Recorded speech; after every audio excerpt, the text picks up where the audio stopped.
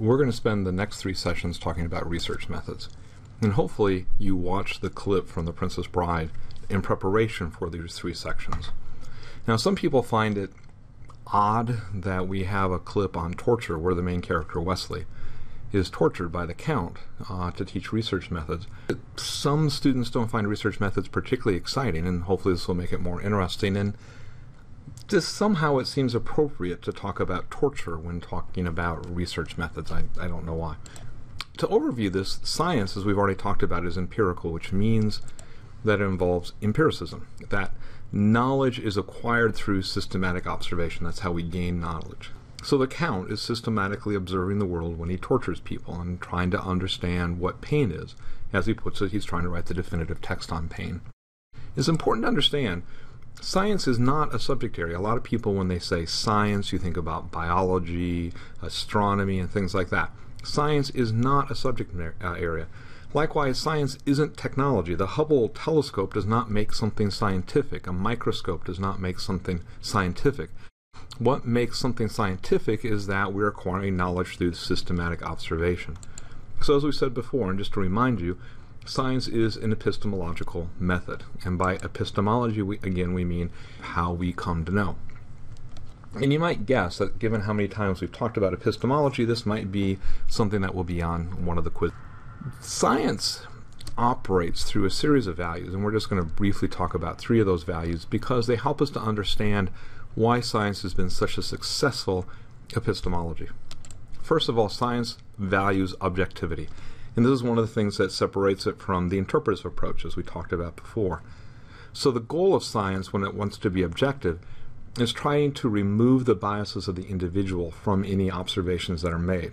I study video games, and I have certain biases about video games, and we don't want those biases to influence the results of my research.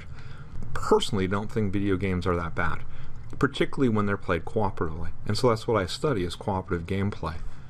But because of my biases, I could influence the results of my study. And so we try to remove the individual. And so we have other people, for example, replicate my findings, and other people have been able to replicate what I've observed in my lab. And that would suggest that it's not something about me, but that there's something real that we're studying there. Second, science values skepticism, which is why I like being a scientist, because I also enjoy being skeptical. But anyway, what that means is that we're cynical of any particular finding. When going back to the idea of the swans, if I see one swan and it's white, I think, yeah, there's a chance that all swans are white, but I would be very, very cynical of that. I would take a very critical attitude towards that. As I observe more and more swans, I may become more confident, but I'm still going to be cynical. I don't want to take the attitude, oh, by definition, swans are white. That would not be science. Finally, scientists are open-minded. We are willing to change our beliefs and our theories, and that's critical to science. We know so much more in the sciences over the last century, and that's because we are willing to risk being wrong, and we are open to being wrong. So that theories that were popular when I was your age, when I was in college, and yes, I was your age once, a long time ago, but I was your age. Many of those theories are no longer accepted. It doesn't mean that they are wrong, but it means that we've moved beyond them, that we understand while there are truths within those theories, they were by necessity not complete. And our knowledge is more complete today because we've refined and developed the theories. And that's one of the things that is also part of this open-mindedness, is the refinement and development of our ideas and our theories. Okay, so what is it we mean by the scientific method? The components of the scientific method, and I want to note that these are in no particular order, is first of all to specify a problem.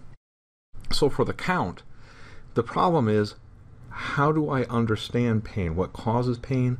What causes the intensity of pain, or whatever? So he has a problem that he's trying to study. Second, it involves systematic observation. We don't just observe at one time. So you get the sense from the Count, given the apparatus that he's developed there for sucking people's lives out of them, that this isn't the only time he's going to torture somebody. Wesley's not the only one. That he has done this a number of times, and that's what would make this more scientific, the fact that it's a systematic observation, not a single observation. Then you form hypotheses. And so the count clearly has a hypothesis that pain in some way is related of sucking people's lives or out of them, and that should cause pain. So he has a hypothesis. After you form the hypothesis, you test the hypothesis. So you would do studies. So if you have the hypothesis that the more years you suck out of a person, the more pain they feel, you might have people, and then you might have different people where you suck 1 versus 5 years out of them or something like that. And you would test to see whether that's the case or not.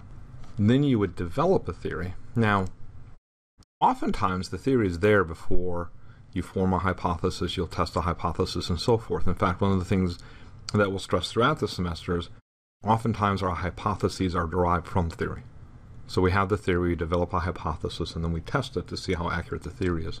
But we're going to formulate that theory, and then we test it. Obviously, hypotheses are a central part of theory testing. So what is it we mean by a hypothesis?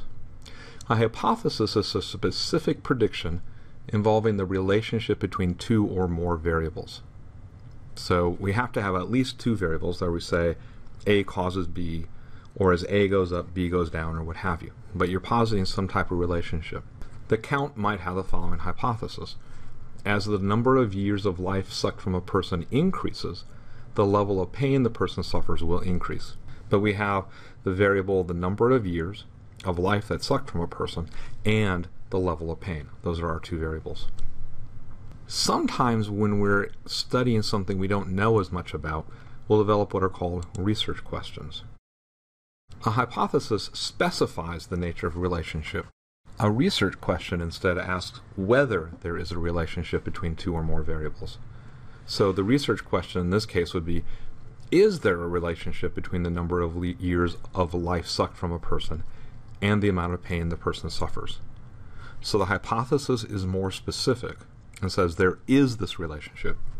A research question is more general and asks, is there a relationship? So it doesn't specify the nature of it. Hypotheses are preferable to research questions. And we have hypotheses when we know more about an area. And we also learn more from testing a hypothesis. What does it mean to test a hypothesis? How is it we test it? So we have this hypothesis that we've already talked about, as the number of years of life sucked from a person increases, the more pain they'll suffer. As we already talked about, you have to identify the variables in the hypothesis. And so in this case, the number of years of life sucked from a person is one variable, and the amount of pain is the other variable. So we've identified those 2 variables. We could have a third variable in there, such as, given that a person is healthy, as the number of years of life sucked from a person increases, the amount of pain the person suffers will increase. However, if the person is not healthy, there will be no such relationship. And so we've added a third variable, which would be the healthiness of the person. So those are the variables within the hypothesis. Those are generally what we talk about as theoretical variables. Then what we have to do is come up with an operational definition, how we're going to study them. So these are the actions or operations that will be used to manipulate, measure, or control a variable. So in the film clip, the operationalization of lives sucked from a person is the machine. That's how it's operationalized. In this particular instance, pain is measured by asking Wesley to self-report.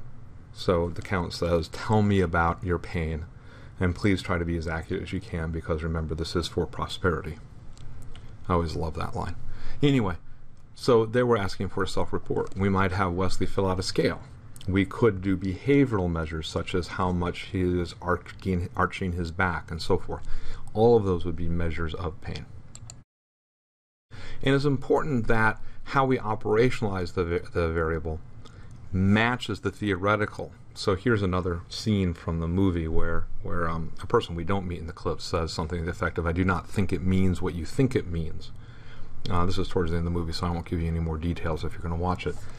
But it's important when we're operationalizing a definition to be clear on what it means. And this is referred to as the validity of the measure. And later when you take research methods, you'll spend a lot of time talking about that because it's a critical part of doing research. So testing theory.